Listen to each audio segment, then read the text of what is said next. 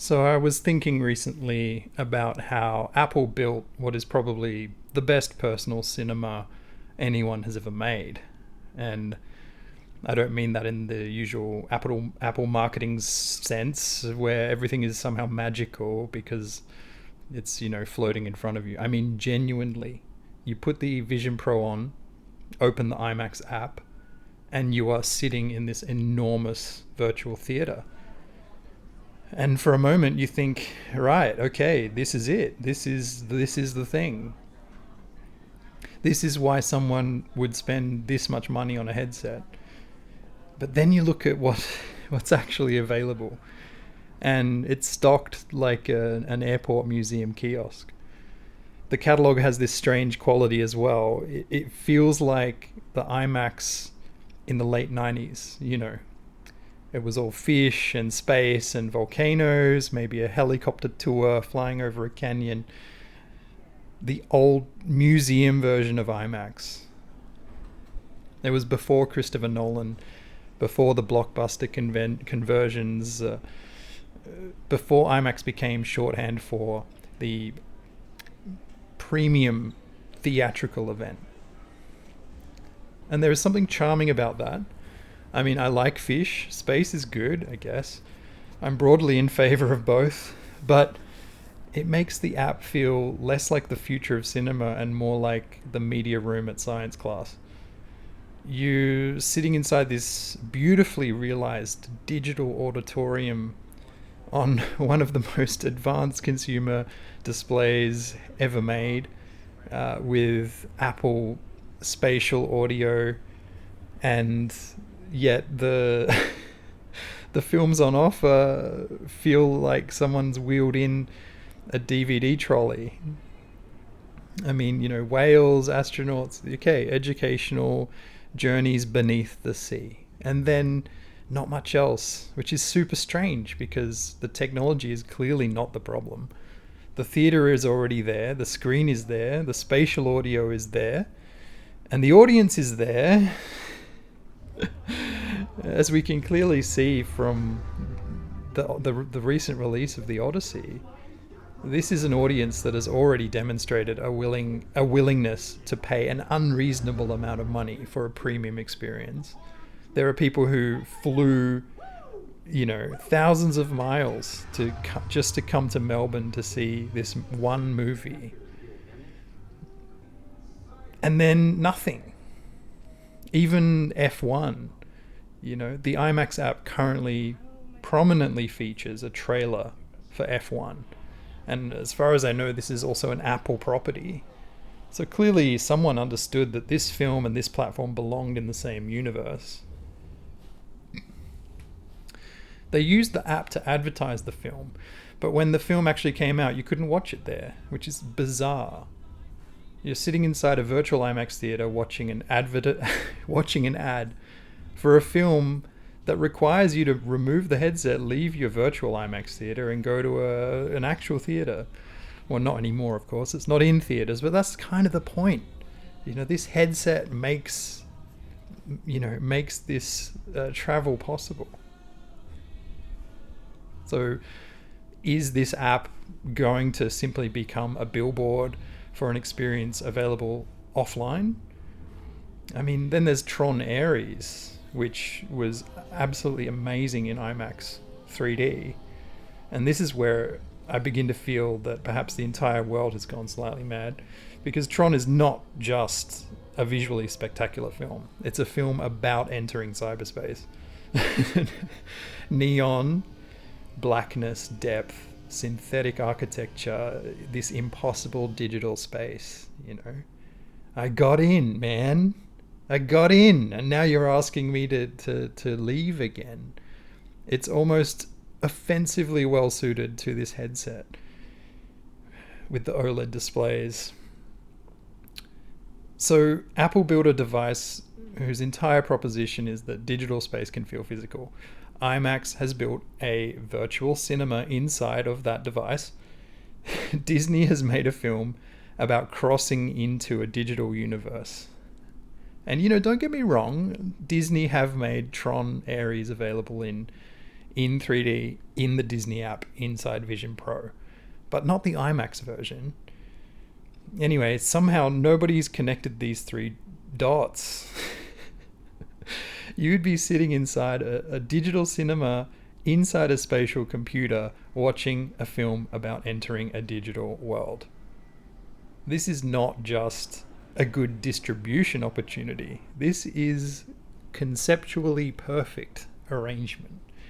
It's so obvious that explaining why it hasn't happened begins to make you sound conspirational. I don't really think there is a conspiracy. I think it's probably just these enormous companies that are simply not organized around making the obvious happen.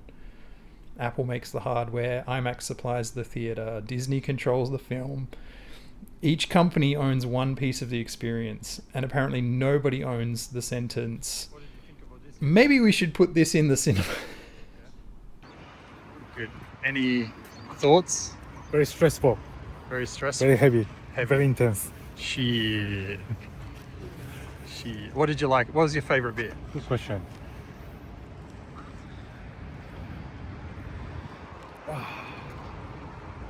It's like a whole experience. It's a one experience. The whole IMAX experience. Yeah, the movie itself. Yeah. You know, it's hard to pick one scene that you like. Did you have one? 難しいですか? Yeah, 難しいです. Do you have one? I mean, I love all the underworld stuff, you know. I like the sailing scene. Yeah. Yeah. How do you call that? The current, the whirlpool. Yeah. Nice. We're so lucky, to have IMAX Melbourne. Who knows how they managed to save 70 million. the 70mm projector? Was it on purpose? Was it ignorance? Was it Because someone couldn't be bothered getting rid of it. was it not being able to afford the digital like everyone else? Just keep it. Keep it for one day. Hey, we got to have something over Sydney, for sure. True. For sure. This is one of the recurring problems with Vision Pro. The hardware feels like it arrived from years in the future, but the content strategy feels like it arrived 3 weeks late. There's a persistent gap between what the device obviously could be and what the companies involved are prepared to do with it. And people say there's no market, but markets are not natural phenomena. They don't emerge from the soil fully formed. You create a market by giving people a reason to be there and return. And it would not require some impossible reinvention. You know, put in a rotating catalogue of IMAX classics. Okay, fine. Offer your premium rentals, whatever you need to do.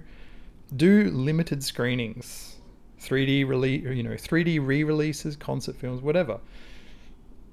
Do make it one night events. So whatever you need to do. Even one new substantial film a month could completely change not only the character of the app, but the entire ecosystem of the Vision Pro. It would become a ritual. It would create that anticipation. It would give people a reason to think, tonight I'm watching this on the headset. Instead, the IMAX app is one of the most convincing demonstrations of the Vision Pro, and probably one of the least convincing reasons to keep using it. It shows you the future very clearly, and then they can't get their act together in actually stocking the shelves.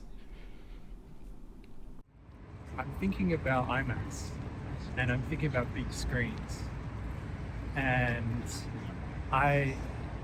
because I know the IMAX app on the Vision Pro, and I know that one day, you know, most people, they won't be bothered traveling halfway around the world to cinema. And I know that's coming. How is that coming? Well, as the devices get cheaper. I mean, 20 years ago, if you said everyone would have a touchscreen computer in their pocket, people would think you were mad. It makes me sad. It kind of makes me sad. I hope that somehow, even when we have this experience at home or on the plane or on the train, I hope that people still make an effort to come and see IMAX. Can you tell the difference with 70mm film and other film? I can. What is I the can. difference? I can definitely. But then again, I am a huge fan of the dual laser IMAX in 3D. That, for me, that is even more immersive than VR. For now. For now. But I can definitely tell the difference. Yeah. How was it for you? How did you experience it? Compared to, I don't know when was the last time you saw like a digital IMAX projection? No, it's actually the last time I watched the film was a Tron with you here. Tron, yeah. What did you think of Tron? I mean, it was good. It was very good. Yeah. And It's like enveloping, even isn't it? It the sucks you in there. last time I was in normal cinema Yeah. was with you at the Crown. I cannot remember. Normal cinema, yeah. Well, I can't remember the movie that we watched. Yeah. I guess so. It wasn't that special. But last 4 times I came to cinema, Yeah. and 3 was in IMAX. 3 times. Yeah. I think the last digital IMAX I saw was Supergirl, and that was maybe a month ago. And that's great.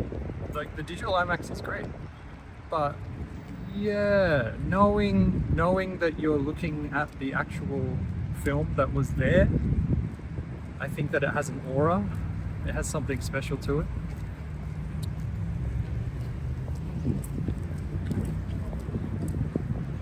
And you know what the funny thing is?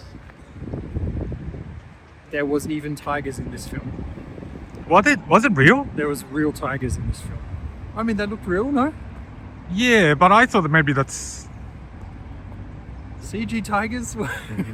That's not Nolan. no. Yeah, He true, had true. Real tigers, True. for sure. Yeah. It's cool. It's like I think there's something magical about the aspirations of the 90s. Mm. And I think those aspirations and dreams are coming full circle. It takes a while to manifest. It's like Tron, The movies are never really a hit. But they come back around every 10 years or even longer. And now we're about to get Neuromancer. We're about to get Dune. The Dune is the last one. This is the last one, I hope so. isn't it? I hope so, because I want him to go back to making Sicario movies. Because Yeah, I thought I watched Sicario the other day. good. It's one of my favorite movies. The first one. Sicario, what was that? It's like the drug cartel. Yeah. He didn't direct the second one. He only directed the first one. I mean, the second one is great too, for different reasons. The first one, I think that's he got too famous from that movie. They're like, okay, go make IMAX movies. But I think we can. Okay, what I'm thinking about is, how does someone start making IMAX movies? Obviously, you can't just go and get a camera without millions of dollars.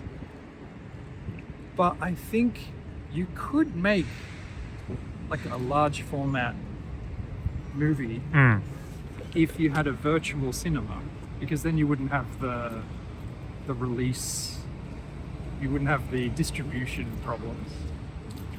I think it would be interesting to see if you made a virtual cinema and then made it available to everyone.